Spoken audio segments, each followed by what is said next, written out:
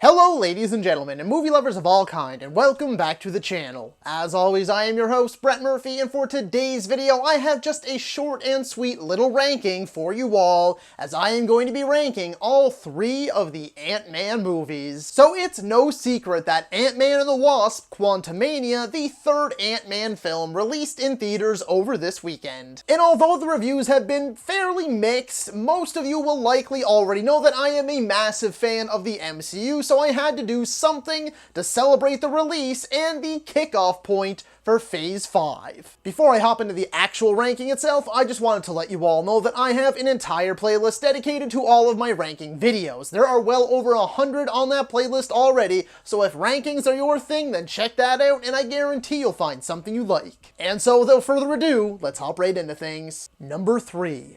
Ant-Man and the Wasp.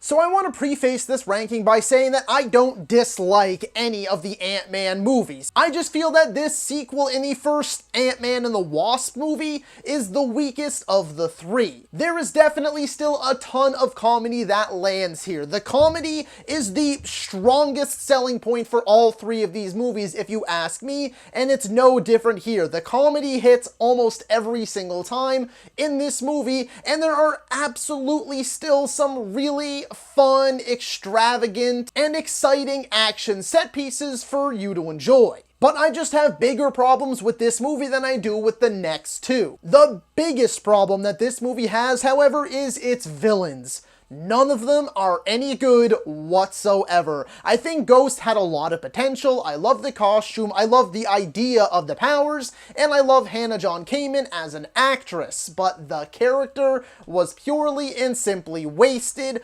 Lawrence Fishburne was a sort of, kind of like mini villain. He really definitely rode that line between villain, but also trying to do a good thing just the wrong way. But nevertheless, I love Lawrence Fishburne, and he was absolutely wasted in this movie as well. And then, of course, you have Walton Goggins as Sonny Birch, who, too, I feel was just severely underutilized. The movie itself, too, just isn't all that interesting, if you ask me. The story is very weak. It's not that it's poorly written or anything, it's just really uninteresting. Like, I just found it extremely dull, but thankfully, once again, the cast has unbelievable chemistry. The comedy is slick, it's clever, it's funny. I love both Ant-Man's and the Wasp's powers, and I think they are utilized to great effect. The fight scenes are all sorts of entertaining, so the movie does still have some things going for it, but the negatives are pretty severe here. Number 2. Ant-Man. Okay, hear me out here before you go rushing to the comments section and hitting that dislike button. I know that most, if not everyone, is gonna disagree with me on this one, but just let me explain first, okay? Paul Rudd being casted as Ant-Man was yet another perfect casting for Marvel Studios.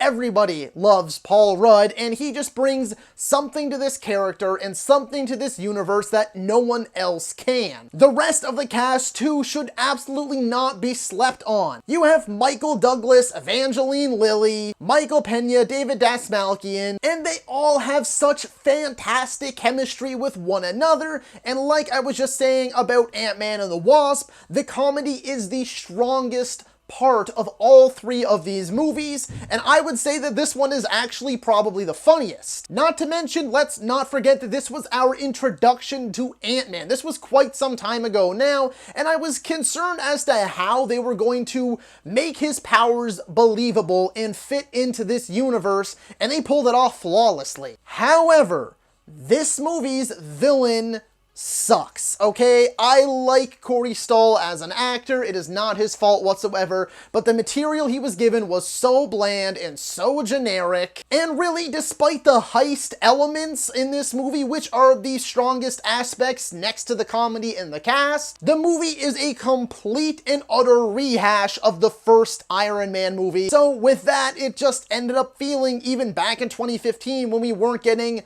so really too much MCU content, it still managed to feel a little underwhelming and a little unoriginal. Number 1.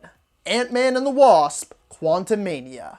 So as it currently stands, Ant-Man and the Wasp Quantumania, at least when it comes to the critics' ratings, is the lowest or second lowest rated in the entire MCU, which I personally find extremely hard to believe. I can probably name 10 to 12 other projects that I like less than this movie. Is it perfect? No, far from it. I wouldn't even go as far as to say that this is a great movie. It's not. I gave it a 7 out of 10 in my mini little short review, and I really just think that it is a fun, entertaining, enjoyable movie. As you might be able to tell, I am not the biggest fan of the first two Ant-Man movies, so my expectations were very, very low. Middling to low going into this movie. I was excited because it looked so different from the first two, and that's what I liked about it. The best way I can describe this movie is Marvel doing its best Star Wars impression, and I think that is really the strongest aspect in this movie, once again, aside from the comedy, which I found landed a lot in this. Yes, some of it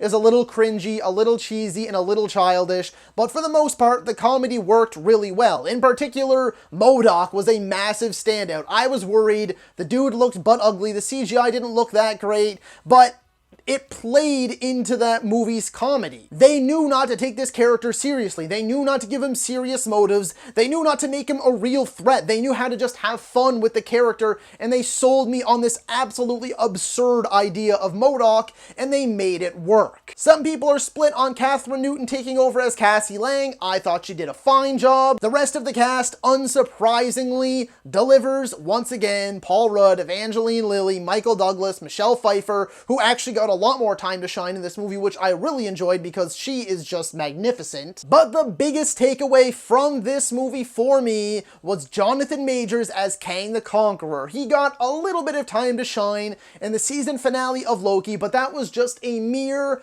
utter taste of the brilliance that was to come, because Jonathan Majors goes all in on this variant of Kang, because as we know, that's at least 2 that we've met so far, and we know there are plenty more out there, because we are just full on into the multiverse saga now. Yes, I will definitely have to knock some ticks off here. The CGI goes from looking absolutely stunning to just so obviously bad. Like, you can tell they're on a green screen. You can tell this looks weird and wonky and goofy.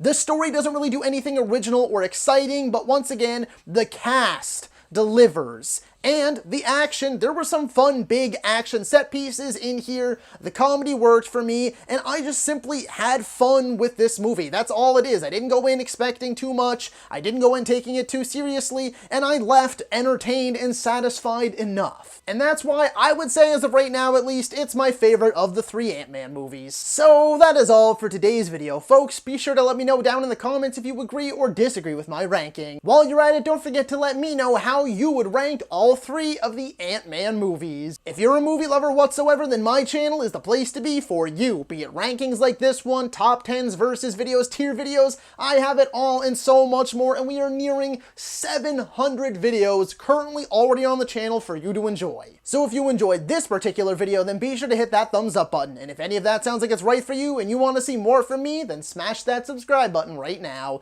While you're at it, don't forget to ring that little bell icon, that way you can be notified about all of my latest uploads. And as always, stay safe, thank you so much for watching, and that's a wrap. Hey you, yeah you, if you made it this far, just know I appreciate you, and while you're here, consider hitting that subscribe button.